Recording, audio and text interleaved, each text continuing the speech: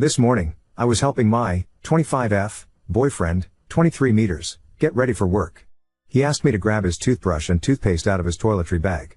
He has one of those electric toothbrushes with a detachable head, and I couldn't find the head. So I opened up another pocket to look for it. I found condoms. A lot of them.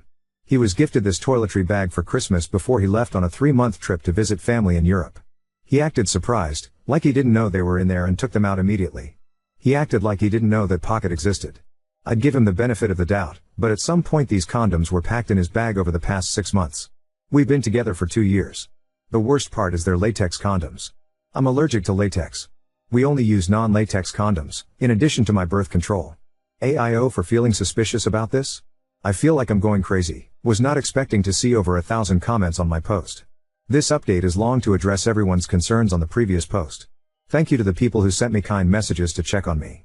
I'm not sure what the people who sent me messages trying to fuck me were expecting aside from getting blocked.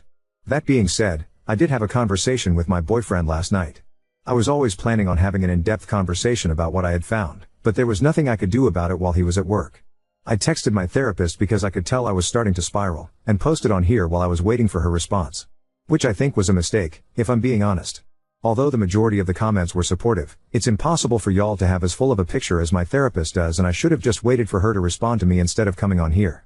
The massive amount of comments was very overwhelming. However, I do think that posting did help me feel more secure in thinking it was suspicious and enabled me to be more assertive when we talked. I appreciate all the comments telling me I was not overreacting. He never said I was, but his nonchalant response certainly made me feel that way. I appreciate the thought-out comments encouraging me to have a conversation with him and giving me genuine advice for it. The second conversation went better.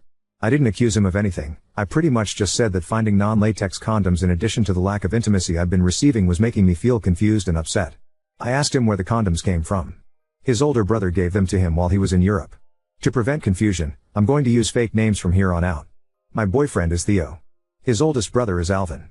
His other brother is Simon. Yes, like the Chipmunks. I couldn't think of other names for 3 brothers. Sorry. Theo hadn't met his mother's side of the family, including his other, grandmother, aunt, and older siblings, until his trip. The entire purpose was to get to know his family. He spent half with his aunt, grandma, brothers, and cousin in Spain. The other half of the trip he spent with his mother in the middle of nowhere in Portugal, helping her open a kiosk. It was not a sightseeing trip. He didn't get to see any big monuments or go to major cities. I was not able to come because I'm in school and work full-time, and it wasn't worth it for me to just come for a week during spring break. I also thought it was important for him to enjoy his one-on-one time with his mom since he was separated from her when he was an infant. His brothers are very different people. Simon seems well adjusted with a long-term girlfriend. He spent a lot of time with Simon and his girlfriend, who was the only one there fluent in English and helped him translate when his Spanish fell short. His oldest brother, the 30-year-old who gave him the condoms, Alvin, has been in and out of prison for a majority of his life. I guess Spain has some weird laws around squatting, so whenever he gets out of prison the dude just claims abandoned property and fixes it up to live in because I guess the government would have to provide him housing if they kicked him out? Anyways. While Theo was on the trip, he called and texted me every day. He told me about Alvin obnoxiously catcalling girls when they'd all walk down the street, and how Alvin had tried to get both him and Simon to go to an orgy with him despite both of them having girlfriends. Theo was very clear about having a girlfriend. He carries around a picture of me in his wallet, and his aunt said he talked about me a lot while he was there. Despite this, Alvin was very pushy with him about how he should be fucking a bunch of women while he was there and having fun. I remember this from when Theo was there. He found it really annoying. So did Simon. I guess during one of those conversations, Alvin straight up gave Theo a bunch of condoms to use to cheat on me. Side note, I counted them based on a comment someone left about how many are typically in a pack. They're all still there, I think. There's 8. I don't know how many come in the packs in Spain. Theo hid them in his bag. He said he would have left them there, but his aunt cleaned his room regularly and he didn't want the drama of his other family members seeing. Once he got back, he forgot they were in there. He only uses his toiletry bag when he goes to the gym. We went out together with our friends Saturday night after his shift and stopped at the gym on the way downtown so he could shower and freshen up. Otherwise his toothbrush is in our bathroom. He's not living out of a suitcase, he's fully moved in. I do see how some commenters saw the existence of the toiletry bag as a red flag when we lived together, so I wanted to clear that up.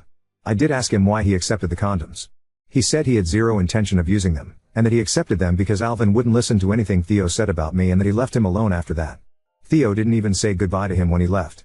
He tried to spend as little time with Alvin as possible, despite him constantly inviting both Theo and Simon over to his abandoned house. Simon grew up with Alvin but still seemed pretty content about avoiding him when I asked about it while Theo was there. I guess he's just not a good person, so the rest of the family avoids him when possible. So that's it. My boyfriend didn't cheat on me. The condoms came from his older brother. I believe him. He was very straightforward with his answers, and was more concerned with my well-being when he came home and saw how upset I was. He wasn't defensive at all. He listened to me without interrupting. He told me he loves me and that he has zero desire to cheat on me. He also works 2 jobs, shares his location, and usually is at home if he's not at work or the occasional gym visit. He doesn't have the time to see other women, and if he does have spare time, he spends it with me or his friends, who are also my friends. He does have friends separate from our friend group at work, but he invites me to come along when they've gone out or asks me to join them when they play Overwatch after work. I love him, I believe him, and I'm moving past this.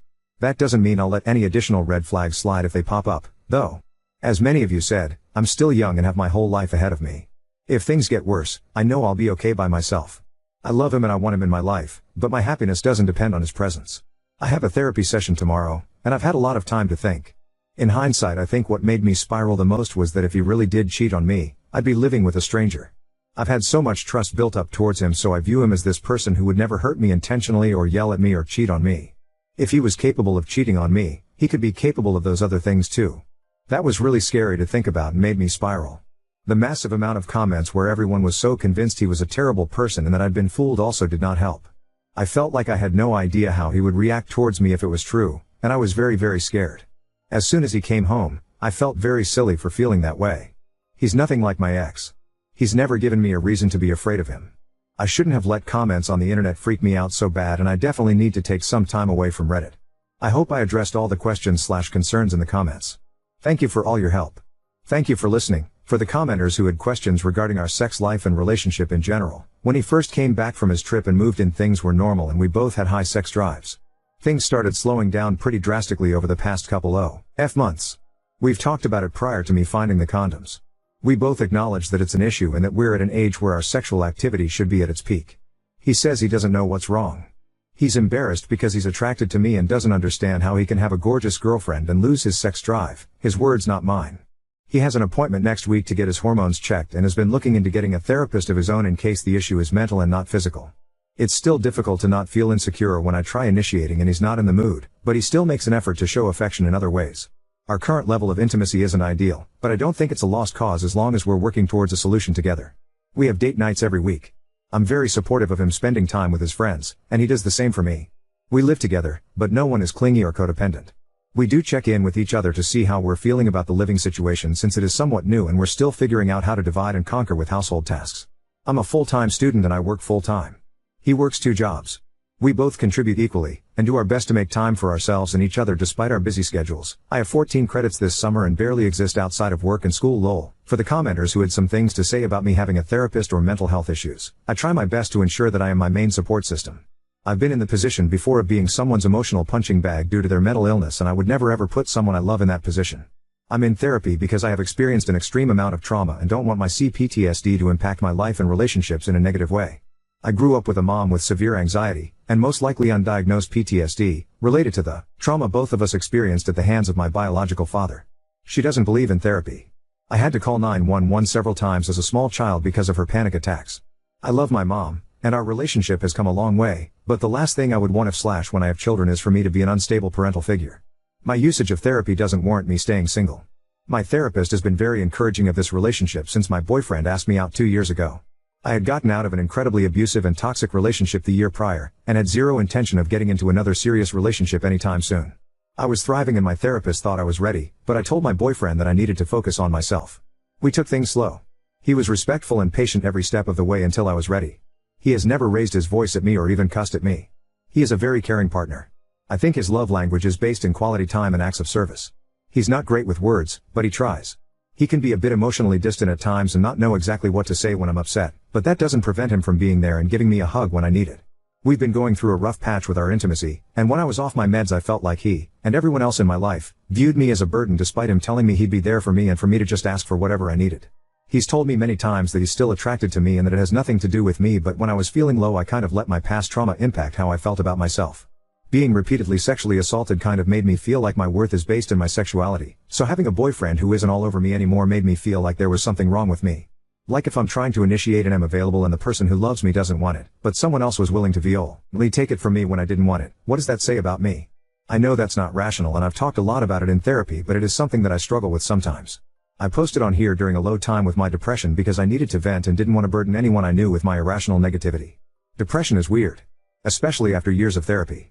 When I'm at my lowest, the intrusive thoughts are overwhelming, but deep down I know they're irrational and that they'll eventually pass, even if it doesn't feel like it on the surface level. I know some of the things I said then were concerning, but I really wasn't in any danger. There's a lot of things I want to accomplish in my life and I know I'm capable of them even if it does feel hopeless sometimes.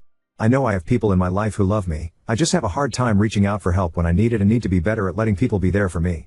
My mom raised me to be really self-sufficient and she's also got a lot on her plate with my dad being sick, so I don't want to bother her and make her spiral more than she already is. I've been set back a lot with my education because of all the stuff I've been going through, but I know I have a bright future and that I should be proud of myself for making it this far. I am back on medication and I'm increasing the frequency of my therapy appointments from once a month to every other week. I was doing well before I went off my meds, so I'm doing my best to get back on track. Sorry for rambling. I know I don't owe anyone an explanation of my mental health on here, but I know some people were worried. I'm okay. I'm going to be okay, with or without my boyfriend. My mental illness does not prevent me from being a loving and supportive friend and partner. Using therapy doesn't make me a weak person incapable of standing up for myself and making decisions.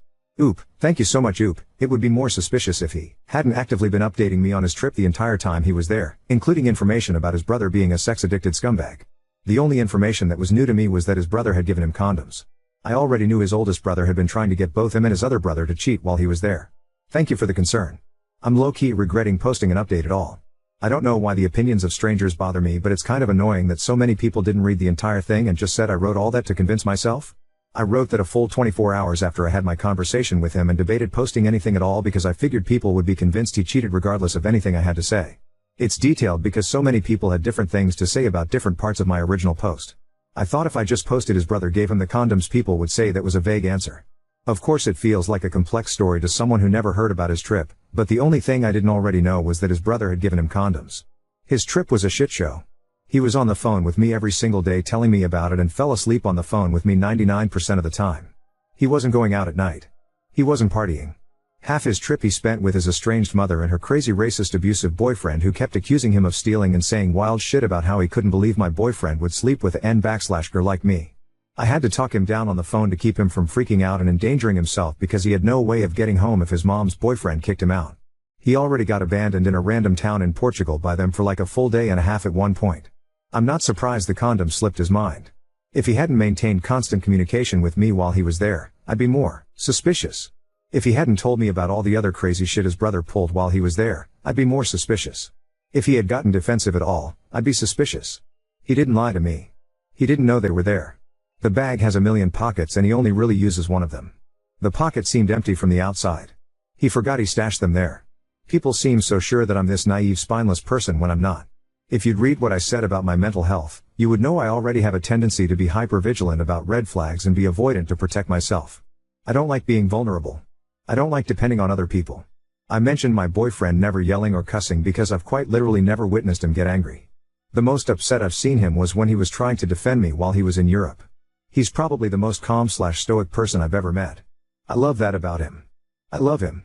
I trust him. Also, his last serious relationship ended with him catching his ex in the act of cheating on him. She had mental health issues and responded to being caught by attempting to kill herself by walking into traffic. I know some internet troll is going to say that's another far-fetched story, but I know it's true. His best friend's mom, who is basically also his mom, pulled me aside when she met me and told me that she was glad he found someone that makes him so happy after everything he went through with her. I don't think he would cheat on me after going through something like that. He's a really good person. He's fully capable of being a support system for me. I just was afraid to let him because I didn't want him to feel like he had to worry about me or take care of me the way he did with her. That's not healthy, though. I'm trying to be better at trusting people when they say that they want to be there for me, and that includes him. We met at school. He sat behind me in class so he couldn't even really see me. When I asked him later what most attracted him to me, he said that I was well-spoken. My appearance was just a bonus. I don't want to sound conceited, but there is rarely a time when I am in public and I am not approached by someone who wants to catcall me, compliment me, or ask me out. I was almost kidnapped twice as a teenager. I hate being approached. I hate being asked out. I turned down every other person that approached me at school trying to hook up or ask me out. But when he did it, he was so nervous and respectful and he felt different somehow, and so I said yes. On our very first date, he took me to an art museum. We went to an amusement park after that. He followed it up with a picnic under the stars where we spoke for at least 5 or 6 hours about our lives and what we wanted in the future.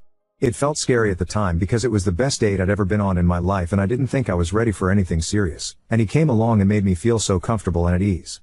We both come from emotionally volatile parents, and are trying to do our best not to become them. We connected right away, but I still wanted to take things slow. It took 6 months before I was ready to make things official. During that time, he made it clear that I was the only one he was interested in. He detailed my car multiple times, brought me flowers, got my cat little holiday-themed bandanas. He bought me vinyls of albums that he noticed I listened to in the car. He did all of this without expecting anything in return, and still does these things to this day. He's trying to learn how to braid so we don't have to get my hair done anymore. When he moved in, he organized my whole closet without me asking because he remembered me complaining about it and wanted to take something off my plate. He saw I've been wanting a Gustav Westman mirror for a while and built me one. With his hands. Took me to Home Depot and let me pick out the color I wanted for it and everything. He treats me like a queen. The only rough patch in our relationship has been over the past couple of months when our intimacy decreased, but I have faith things will get better. Finding those condoms freaked me out, but I'm over it now. It's been resolved. If you can't see the value he adds to my life, that's your problem.